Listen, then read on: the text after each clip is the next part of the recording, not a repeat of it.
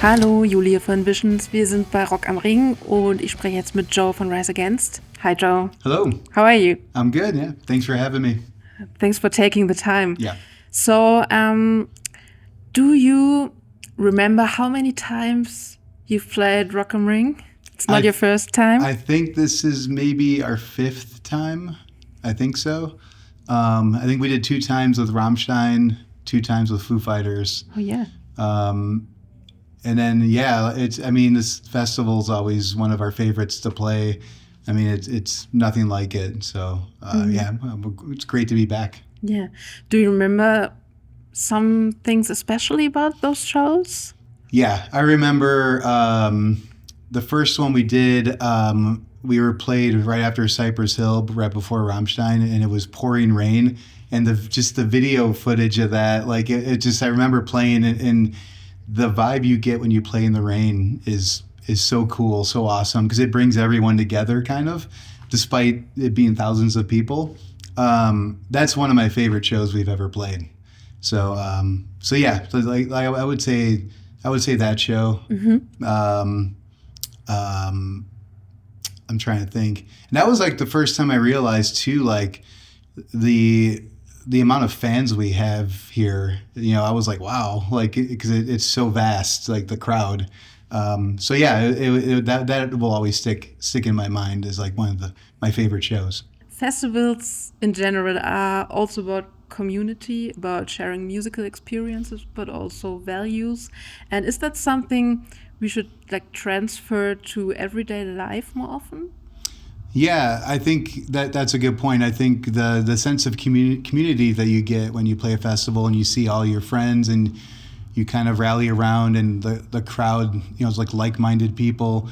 I do feel like you know, it would be perfect, right, if that you could have that in your town that you live in, but unfortunately that's not realistic. But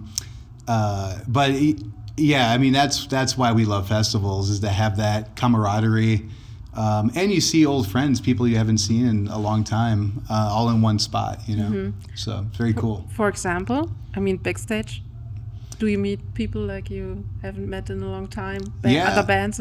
Even the band, I think they're still playing, or maybe not.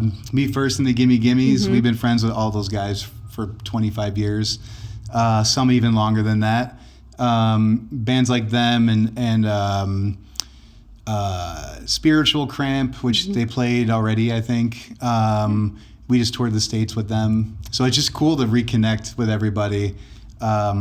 But yeah, it's cool to be doing this so long, and you come to a festival like this and you run into those people that were there when you first started. Yeah. Like it's very grounding, mm-hmm. That feeling. So it's very cool.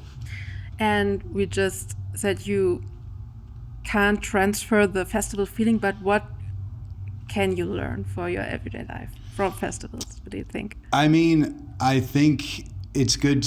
It's a good reminder to the common goal, right? It is to lead a better life and to be respectful of one another, which obviously you need that at a festival, but to carry that into your community, in your neighborhood, I mean, that would be ideal, right? Just to be respectful of everyone, mm-hmm. And realize people have opinions. People are allowed to speak their minds, and maybe you disagree with it, but they're allowed to do that. So it's good to keep that in mind. Mm-hmm.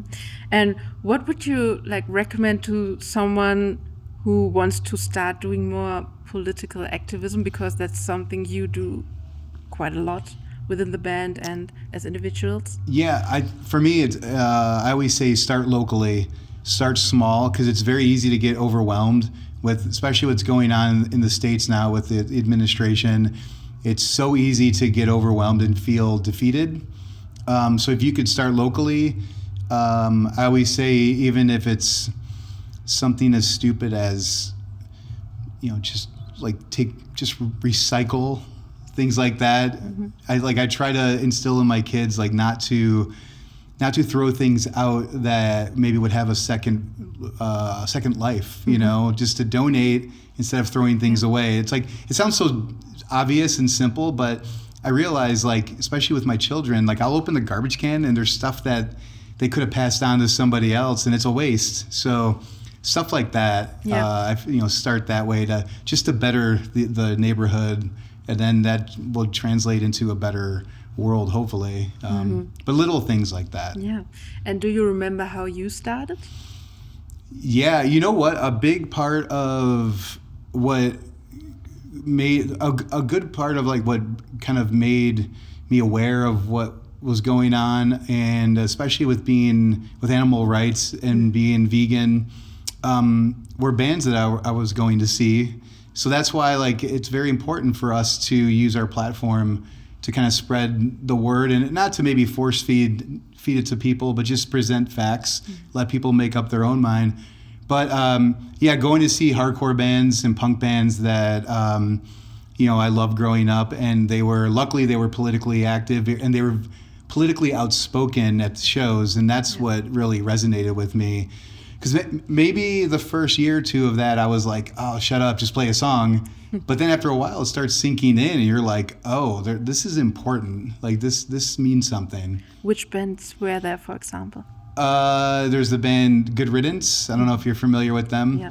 They were definitely one of the first bands on Fat Records. But they were very instrumental in that, because they weren't straight hardcore. They were in that like kind of melodic skate rock scene, and nobody was singing about like things that they were tackling in that scene at the time. Because you're talking about bands like Lagwagon, NoFX, Bad Religion was a separate thing. They were obviously very politically driven, but Good Riddance was really kind of started making me think. Because, like I said, a band like Bad Religion, you expect that from them, and they definitely have. They're one of my favorite bands, and they're huge in also shaping the way I came up and grew up basically. But yeah, Good Riddance, and then I'm trying to think who else there was around the time. Boys Sets Fire, some of the hardcore bands, but yeah, really Refused, of course. But Good Riddance was definitely a big part of me being vegetarian. Yeah. And you have a new album coming out in August, Ricochet. Yes. And it is about the fact that we're kind of all in the same boat together. Yep. And is talking to each other like the key to not sink this boat? Is that the thing we have to do? To say that? Yeah, I think so. I mean, it's all about cause and effect, and I think that plays into what I was saying about even teaching my kids to recycle. You start littering, that translates to bigger problems in your community. Things like that affect all these other things. So I think it's good to keep that in mind when you're doing something, when you're saying something. And sometimes out of anger, right? You don't think about that. You just say something off the top of your head, and it definitely has a negative effect, negative connotations.